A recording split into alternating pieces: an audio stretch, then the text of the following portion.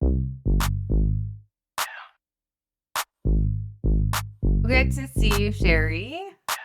Hi, Shayna. Thanks for having me. I'm so excited to chat with you. Me too. So I'm interviewing Sheri for the first time. I'm really excited about it.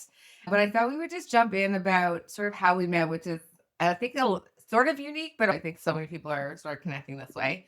Well, I think I reached out to you on LinkedIn, but because I saw your name. First of all, it's because I saw your name and I recognized your family name because we have a connection, Right. which I'll mention in a sec. But also, you're a business coach, and I was like, oh, there's that's so aligned. I just had this like good feeling about reaching out to you. Also, your pictures is just cute. I was like, I just need to know this person. And yeah, I was just like, I felt so aligned. It felt like the right thing. And I just added you. And I think I sent a message. But we also have another connection because of your family and your dad, particularly being so close to my mom. And I believe they grew up together. So I knew your dad quite well. I love So it was just like overlap on overlap. So it just felt so aligned to reach out. So that's how we connected. And it was recently, but it doesn't feel like that recent. I feel like I've known you for longer now. Yeah, I agree. I feel like I've known you a lot longer. And obviously, I'm following all the things that you're doing. So it helps connect people even more. So I love that. So keep doing what you're doing. So I thought today we would just talk a little bit about your business, get people to know you a little bit, and so tell us a little bit about your business and really what inspired you to start. So it's a multifaceted answer because my business is my name. It's Sheri Zahava. And that's the umbrella for all of my endeavors. And the reason I chose Sheri Zahava in the first place, Zahava is my middle name, is because I wanted where I did to be the most authentic version of me out in the world. And so using my middle name because it's cultural, it has a to it that's Hebrew. It really solidified that I'm showing up authentically. And then the goal is that the more I do it, the more I can help other people show up that way too, in their success, in their business, in their connections. So that was big picture inspiration to why I started it in the first place. How it evolved is different. So I started with events and some coaching and one on one work more in the spiritual space while working full time jobs. Wow.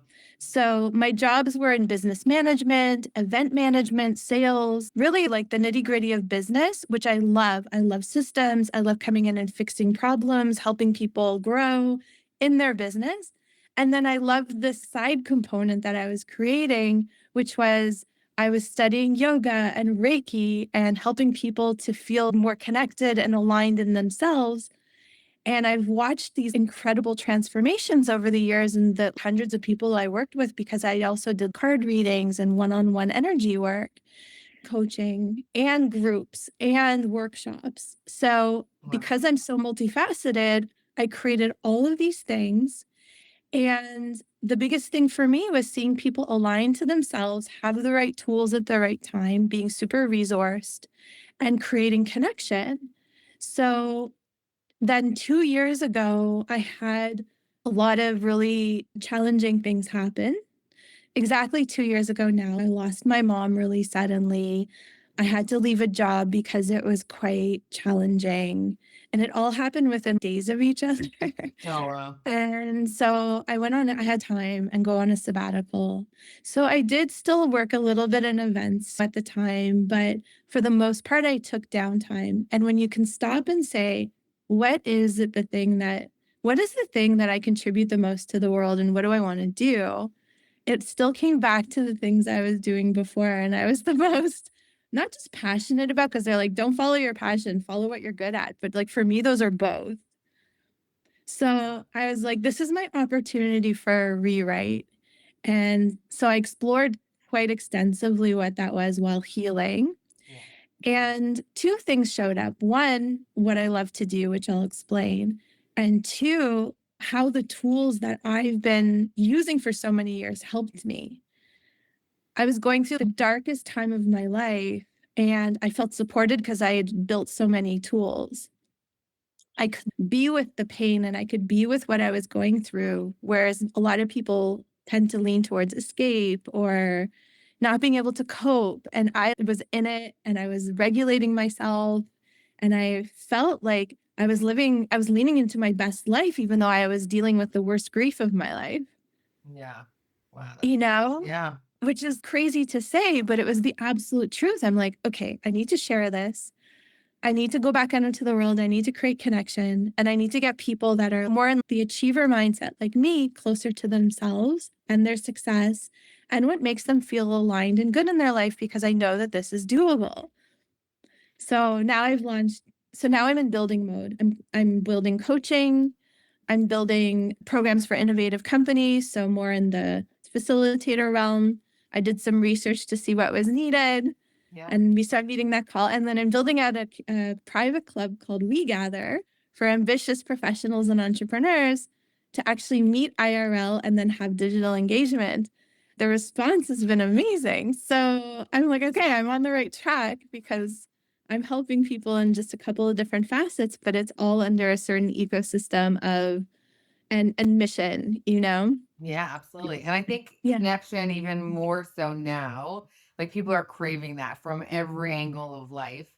My God. Right. And then there's more people becoming solopreneurs and doing things on their own. Getting that support from other like minded people is so important. I think that's a big reason you and I connected, and I've been connecting with others in this space just because when you're building on your own, it's so nice to be able to talk to somebody else or get their input or just have somebody else in the middle of the day that can go for coffee and be like, okay, what are you doing? How can we support each other?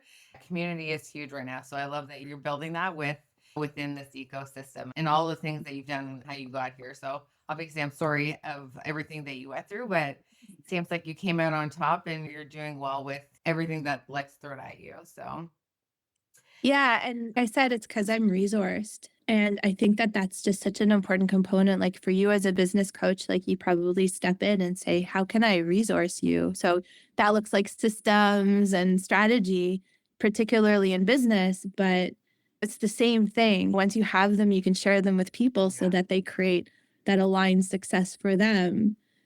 And so I made it my mission to garner as many tools as I could No, and it absolutely. worked and it Yeah. works.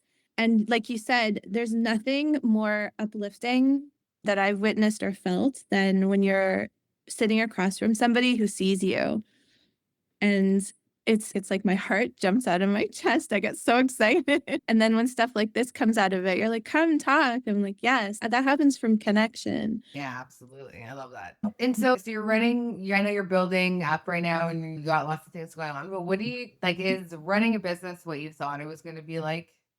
Running a business is never going to be what you expect. In my experience, it's never what you expect. And it's like going to be the biggest mirror to all of your inner doubt and fear and all those things. It's like the biggest mirror to that. And then it's the biggest growth you'll ever face. So, no, yes, and no. As an events person, I can take something from point A to B quite easily. When I'm working on something that's a little more involved, like coaching or like the facilitator stuff, it can be a bit different because you have to match what people need. Yeah, You absolutely. know, in an event or building a community, it's very easy for me. It comes quite naturally. The other stuff is like a little more of a learning curve, but I have data from before. So it's not like starting from zero. I did Right. coach and stuff before. So I Yeah. do have some data, but truly, you never know how your audience is going to match you. And you have to have such a big amount of intuition and awareness and be able to respond really quickly when you see what people are actually speaking to you about. Yeah. Have you ever had like an aha moment? You're like, oh, this is a big lesson that you learned from a client or from building the business that, it was either a win or a more of a challenging time? I mean, I've had both, Yeah. but most recently, I actually initially launched my coaching for men. And it was because, like, I had demand. I had people saying, "I think you'd be an amazing men's coach." I had a couple of friends reach out to me to work with me. But then when it really came to launching it and putting it out into the world, I realized that men don't want to hear I'm a men's coach.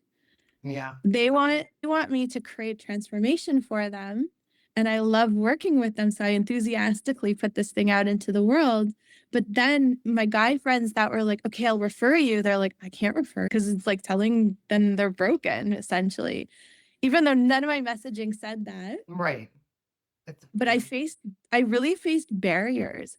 And when I talked to people, they'd be like, wow, that's amazing. It's needed. Yeah. But there was a breakdown between it's needed and getting in front of the right people. And so I realized I was positioning myself incorrectly. And the men that potentially I want to target are not ready to hear that there's something wrong with them or that they need to work with a men's coach, Right. or potentially that's a woman.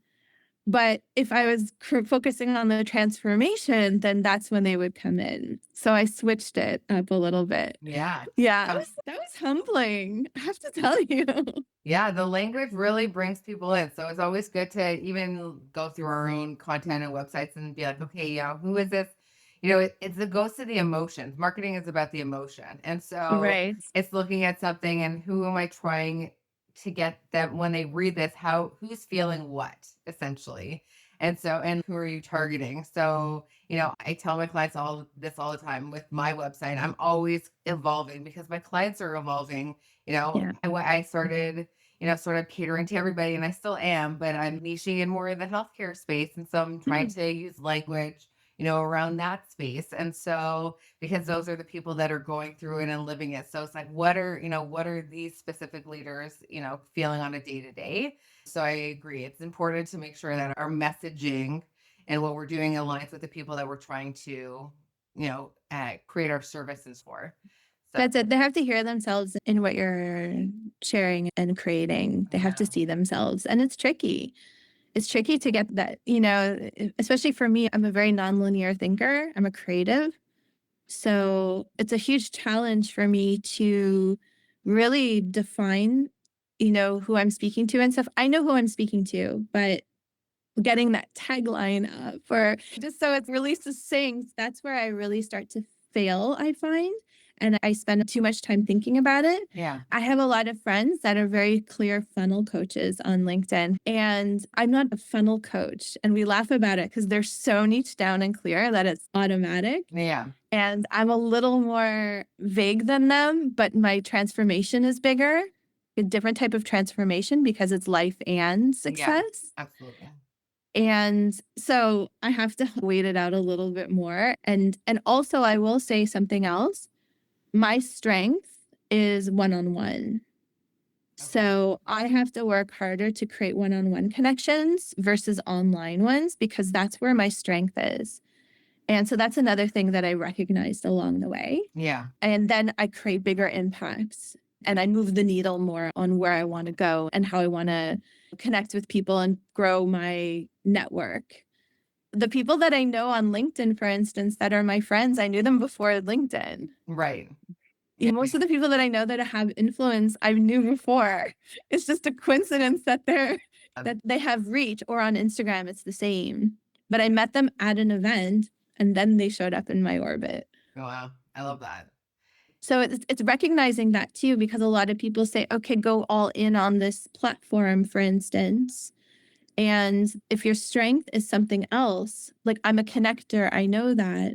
So if my strength is a connector and I'm trying to go all in as an influencer, I'm actually outside of my blueprints, my authentic blueprints.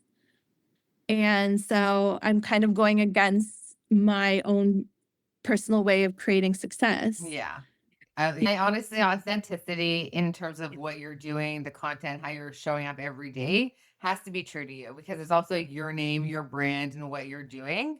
And I'm a big believer in that. And I think that we're also dabbling in different spaces, the Yeah. social media or the online game. But at the end of the day, it has to feel good. That's it. You just have to feel that because the audience or the people that are watching these things will tell if it's something that's not authentic to you. And again, your brand and what you're doing. And I feel like that I'm like that in real life too. It's like, don't be fake. People can smell that out so quickly. I'm not about that life. So I appreciate the authenticity of all of that. Yeah, But and it's like yeah. I always say the more you show up in your shine, like the more you shine, the more you can allow other people to shine. Yeah. And when you show up in your full authenticity as giving permission for those people that you're coaching or the people in your orbit just by doing these interviews and stuff to also do that. And I believe that's our job in the world. When you really filter it down, that's our job in the world is to be our authentic self, to know what that is and to be able to shine that out. And that can look different for everybody. It's for you, it's business coaching. And your sheep, I mean, how authentic is that? Your sheep's so authentic and cute and with your friends. Yeah. And, but it was creative on seeing you in that atmosphere, in that expression of yourself too. Yeah, a little pop up for those that don't know. It's a fun creative project. I joke we all have as entrepreneurs. I'm a bit of a serial entrepreneur. I think as most of us are. So it's like on the side of the desk, it's like, oh, let's build this little pop up with a friend for this one event or whatever that is. But yeah, again, it has to feel authentic to you. And I brought in my cookies. I have on cookie co, so I got to do that. And then we represent a bunch of my family brands because a few of my family members have businesses. So it's what feels good to me is again creating a community. But we had a table that was representing a bunch of small businesses, which is full circle as to why I'm doing this. Every time I meet somebody that I know could connect with somebody else, just even on a personal level or with their interest with clients and friends, I'm always like, you need to meet this person. I'm connecting people right, left, and center. So I think like why hold back share that information to people that I'm meeting. So, so full circle. And it's when you have multiple projects, if you're not a niche down person, I mean, you're niching down, but sometimes when you're creative and you have multiple projects, as long as you can see the thread that runs between them and they feed each other, then it's fine. Then you're doing the right thing. I gather, but I know it feeds my ecosystem and I know it matches it and it's going to fuel connection. And then probably, people will see me in my zone of genius and say, oh, how else can I work with you? It's creating these inroads to our offerings essentially. Yeah. But as long as you know there's a thread that runs through it, but also you get to use your creative potential and live and shine bright, then that's to me, that's a big part of the magic of entrepreneurship and that expression of it, right? And I think that's what that's what makes us, people magnetic to you in the first place. Yeah, They're like, absolutely. I want more of that as a result, right? As long as it's something that's practical to a degree and creates a transformation. I mean, you can say that about founders as well, too. They follow something that's authentic to them. And then there's a thread that's created, especially if you see serial founders, Yeah. and you see the thread because it's authentic to them. Right. Absolutely. I agree with you. Yeah. And So I yeah. come into where I'm like, okay, you've done all these things. What does your ecosystem look like? All your parts speaking to each other.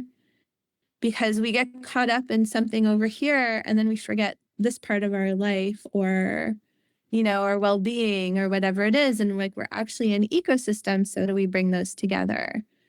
Yeah. I love that. You and I should definitely chat more about that ecosystem. I have so many ideas, and I'm like, okay, funnel. My word of the year has been focus. Yeah. Oh, Focus is it? on. Yeah, no, it's really hard for people that are like really multidimensional. It's really hard to see the thread. And I have this unique ability to like see the ecosystem, making sure that all of your efforts aren't in vain and they're sustainable. And that it matches your lifestyle goals too, because you can be building and then you're like, wait, I want to travel 4 months out of the year, but yet everything I do is IRL. Right. Where can I bridge that gap? That's an example, you're a mom with 3 kids and you still want to be, you know, a professional of some sort, but your lifestyle, you're burning out everywhere. Yeah. The ecosystem's not working. Yeah. Absolutely. So smart. Yeah. Okay. Mhm. Yeah. Well, So that's one yeah. of my fortes. Yeah. So Yeah. really, I mean, how has entrepreneurship changed you personally? What would you Oh my God. say? And besides the fact that I love it, like I love business, I love working with people and helping them and guiding them and just knowing that. But besides that, because it's your biggest mirror, you have to really understand your worth and you have to recognize that whatever age and stage you're at and whatever experience you bring, it's all valuable, Amen. Yeah. you know?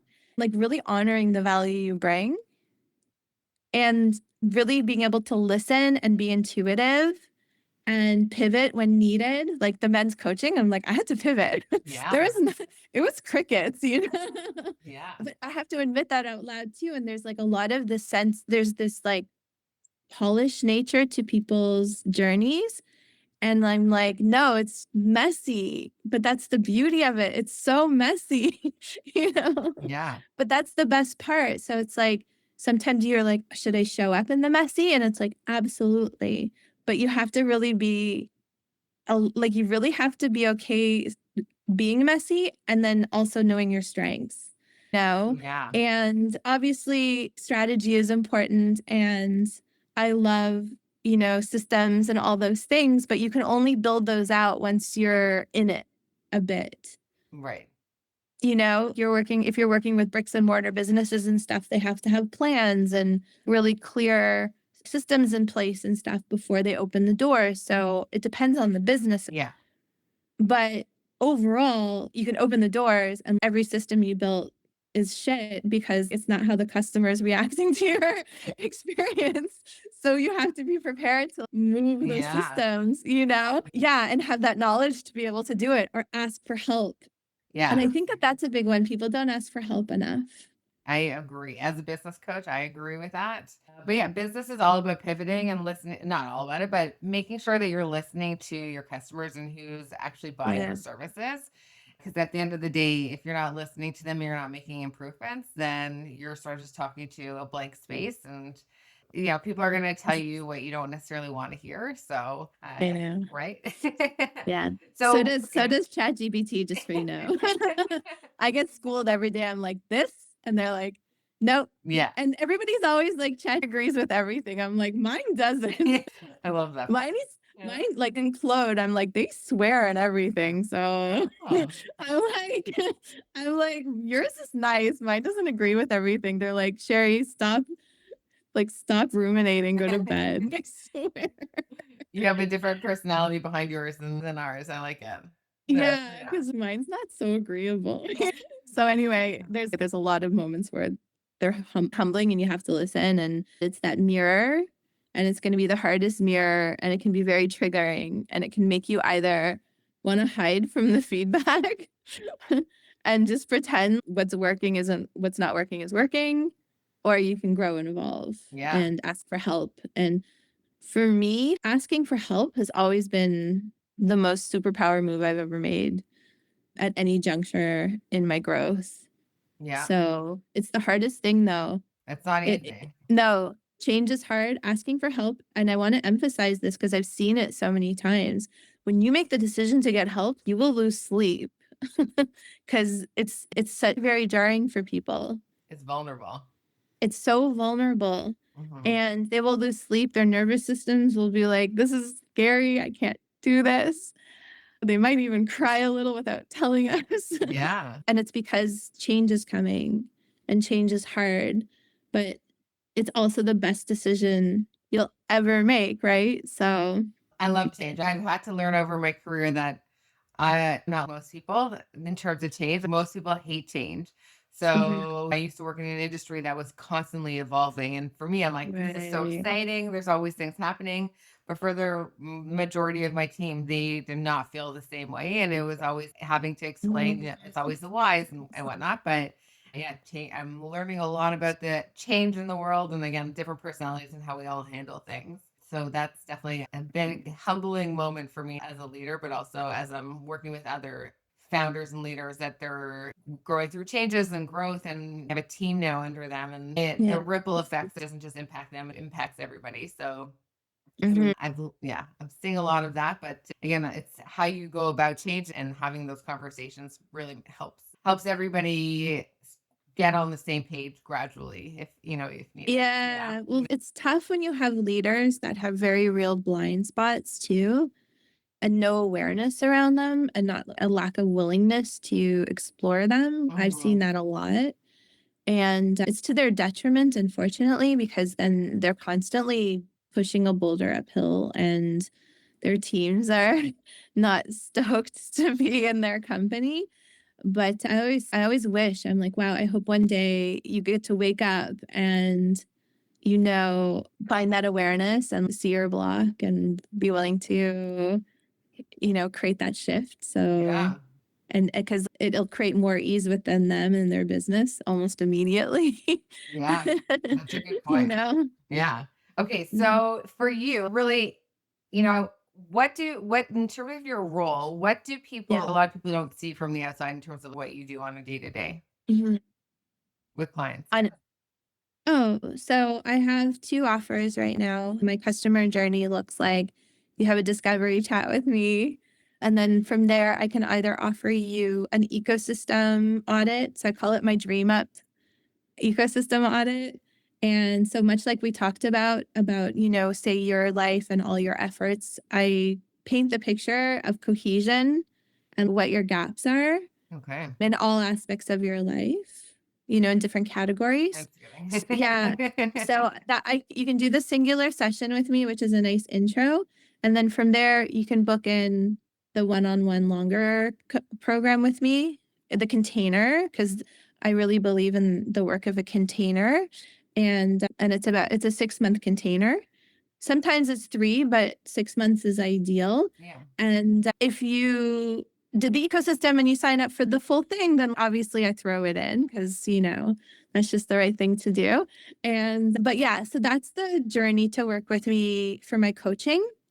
And then I have my experience creation that I call it, as opposed to like events, it's experience creation where I have a club that I'm building out. The launch event is in January. It's an invite only dinner, which of course you're invited.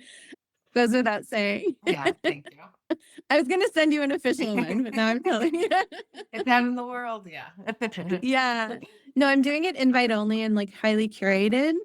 Or if people are on my waiting list and they're aligned, then they'll be invited in. But um it's very curated and it's gonna be at Parlor. I don't know if you've been there. No. Oh my God, it's the cutest venue in the city. It's mid-century modern furniture. It's so cute. I love the people that run it and own it. It's the best place, and they're super excited to host it as well. And they have quality food, cocktails, you name it. It can curate easily, right? I can't. So I've already started to creatively put that together. Those are my two major touch points right now. I'm not focused on my more corporate stuff yet because I'm really just establishing these two. Yep. But I do have an offer for corporate workshops and stuff Okay. where I help them align engagement and well being initiatives to their strategy as well. Oh, wow. So I've seen too many times, they'll do an offsite or they'll do a mindfulness workshop for the day, and that's well and good. And that's a wonderful intention, but there's no continuum Right. Right. done for the day and everybody goes off to create the growth that they're really Yeah. seeking. Yeah. So it's just Okay. creating that alignment again, a thread and Yeah. building the ecosystem properly. Yeah. So I just carry that same thing through, but I'm really trying to focus on my one-on-one and my we gather right now. And I know naturally the other stuff is going to come through. Yeah. And I've made connections overseas for that already. So I'm set when I go overseas. Right. But for now, these two things locally I'm building. And eventually I'll have group components for the Dream Up stuff. But now I'm just focused on one-on-one. I'm just focused on We Gather. 2 things is enough. Yeah. And I'm really excited about it. So those are the ways to work with me. Okay. And how can people get in And touch with you? so I'm on LinkedIn and Instagram. Okay. And my website is sherizahava.com. Perfect. I also have my podcast that you can listen to called Hot, Magical, and Human that I've just relaunched. Congrats.